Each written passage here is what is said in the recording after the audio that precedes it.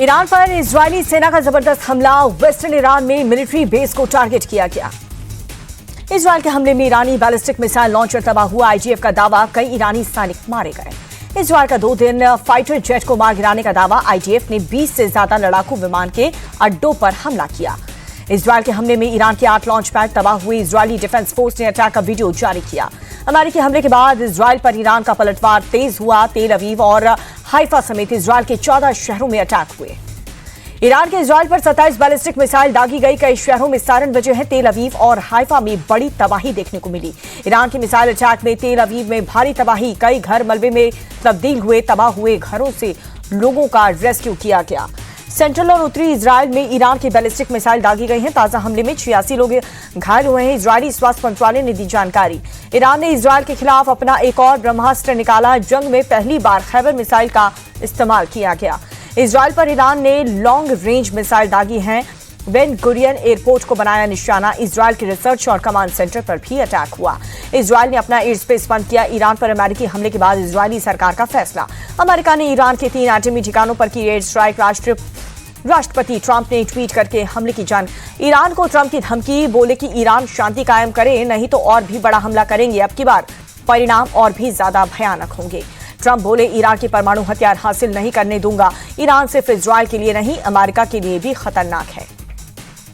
Iran पर हमले के दौरान वॉर रूम में सामने आई है राष्ट्रपति ट्रंप की तस्वीर। राष्ट्रपति JD वेंस समेत कई बड़े अधिकारी वॉर रूम में मौजूद रहे।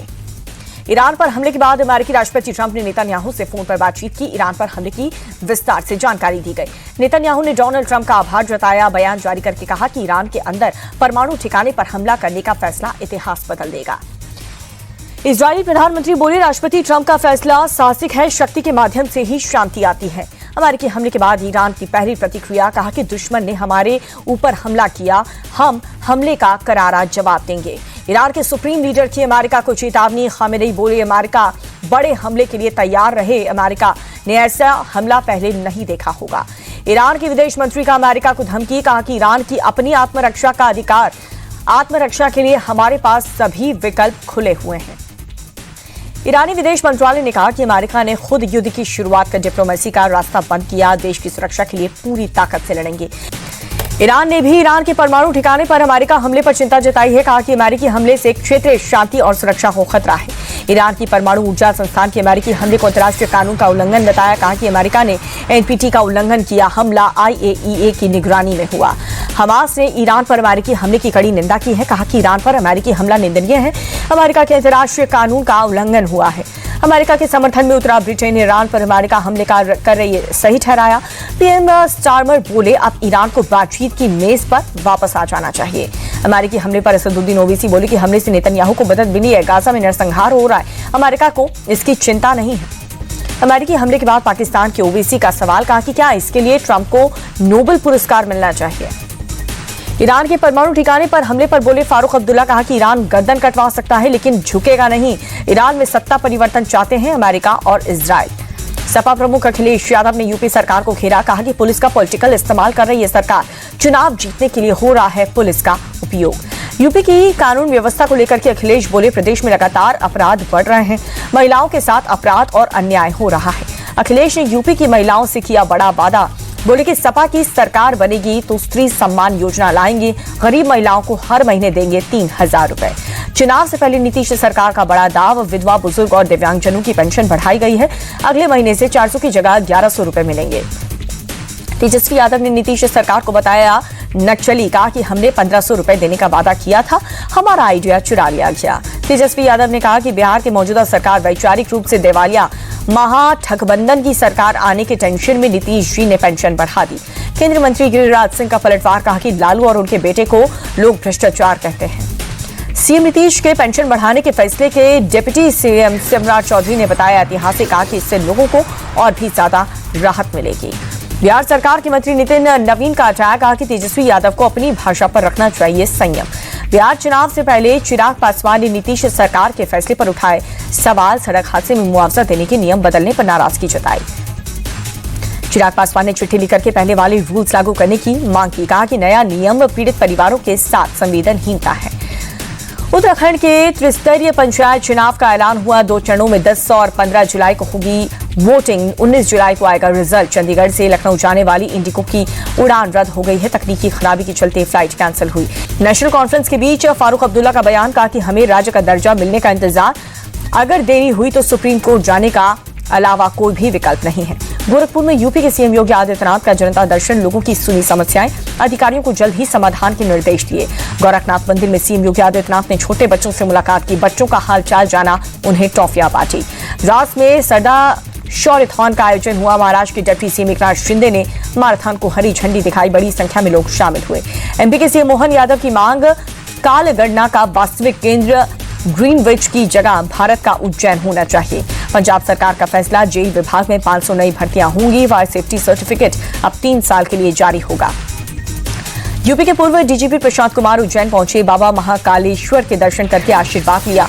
भस्म आरती में भी शामिल हुए। यूपी के चंदौसी सीओ अनुज चौधरी बोले कि चंदौसी में अवैध तरीके से बनी मस्जिद को कमेटी खुद तोड़ रही है। अगर जल्द नहीं तोड़ा गया तो हमें कार्रवाई करनी पड़ेगी। कश्मीर में सेना प्रमुख उपेंद्र द्विवेदी सुरक्षा ग्रिड की समीक्षा की है। अमरनाथ यात्रा की तैयारियों की भी जानकारी दी। राजा रघुवंशी हत्याकांड में पुलिस को बड़ी सफलता मिली। इंदौर का प्रॉपर्टी ब्रोकर शिलोम जेम्स काल बैग के साथ गिरफ्तार हुआ। बैग से पिस्टल, कैश और सोने बरामद। राजा की हत्या के बाद से काले बैग की तलाश में थी पुलिस की टीम। ब्रोकर शिलोंग जेम्स ने ही आरोपी विशाल को किराए पर दिए थे फ्लैट। पूछताछ के लिए जल्द ही शिलोंग जाएगी पुलिस। राजा रघुवंशी मर्डर केस में आरोपी सोनम और राज के जेल शिलोंग की अदालत ने दोनों को 13 दिन की न्यायिक हिरासत में भेज दिया। दिल्ली के मंगोलपुरी में चला बुलडोजर, मस्जिद का अवैध हिस्सा तोड़ा गया। दिल्ली के पांडव नगर में चाकू की नोक पर लुटी कार, बाइक सवार बदमाशों ने वारदात को दिया अंजाम। मुंबई में महिला पायलट से कैब में छेड़छाड़ हुई। महिला की शिकायत पर पुलिस ने दर्ज की एफआईआर। ड्राइवर गिरफ्तार, 2 आरोपियों की तलाश तेज।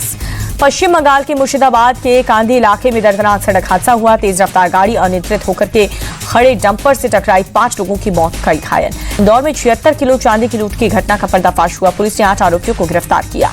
7 आरोपी उत्तर प्रदेश के निवासी, 1 आरोपी राजस्थान का रहने वाला है। पुलिस ने 33 किलो चांदी बरामद की। छत्तीसगढ़ के बेमतारा में मुर्गियों से भरा वाहन पलटा, घायल ड्राइवर को बचाने के बजाय मुर्गियां लूटने लगे लोग।